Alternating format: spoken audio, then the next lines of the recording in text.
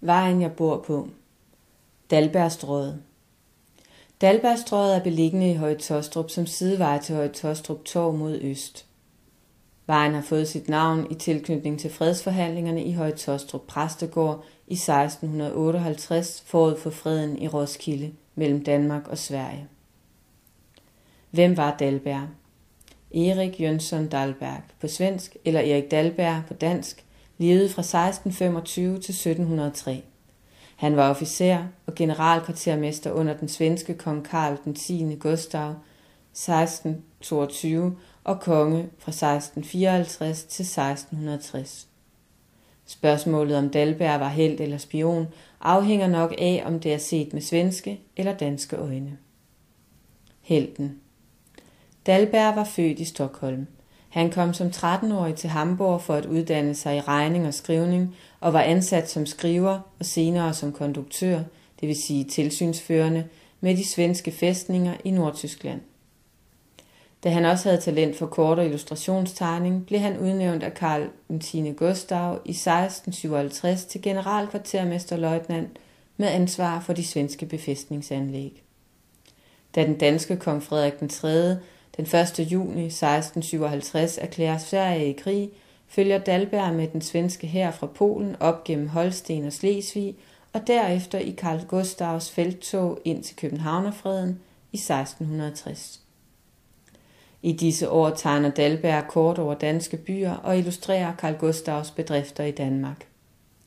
Tegningerne bliver senere udgivet i bogform af den tyske historiker Samuel van Pufendorf. Spionen. Da svenskerne belejrede Fredericia, fik Dahlberg den 23. august 1657 af Karl Gustav besked om at samle oplysninger, om at spionere.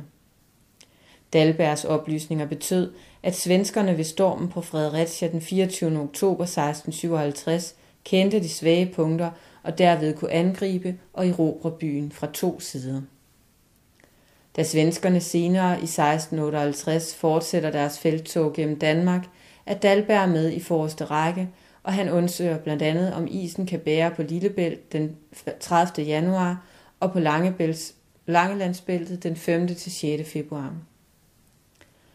Om Dahlberg var i Høje Taastrup i dagene 16. til 18. februar i forbindelse med freden af Roskilde, vides ikke, men han har måske tjekket præstegården for eventuelle danske fjender, inden fredsforhandlingerne kunne gå i gang. Efter freden i Roskilde den 26. februar inviterede den danske kong Frederik den 3. Karl Gustav i dagene den 3. til 5. marts til en fest på Frederiksborg Slot, for at kongerne sammen kunne besejle den indgåede fredsaftale. Dahlberg var naturligvis også med for at illustrere det store øjeblik. Freden varede dog kun kort, idet Karl Gustav vender tilbage, og den 7. august 1658 landsætter store svenske styrker i Korsør for endeligt at udslette Danmark. Allerede den 11. august er styrkerne nået til Valby Bakke, men København er rustet til forsvar.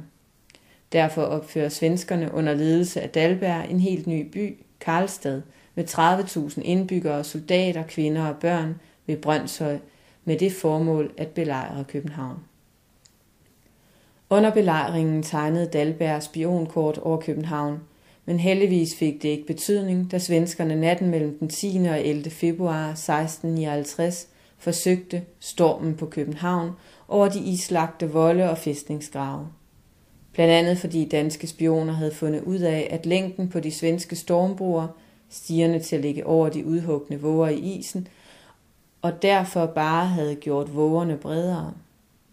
Københavnerne forsvarede deres by så godt, at svenskerne måtte trække sig tilbage med store tab, og efterfølgende blev der aftalt en våbenhvile. Den 13. februar 1660 døde den svenske kong Karl den 10. Gustav i Göteborg. 27. maj 1660 underskrives freden i København, hvor danskerne fik Trondheim, Len i Norge og Bornholm tilbage.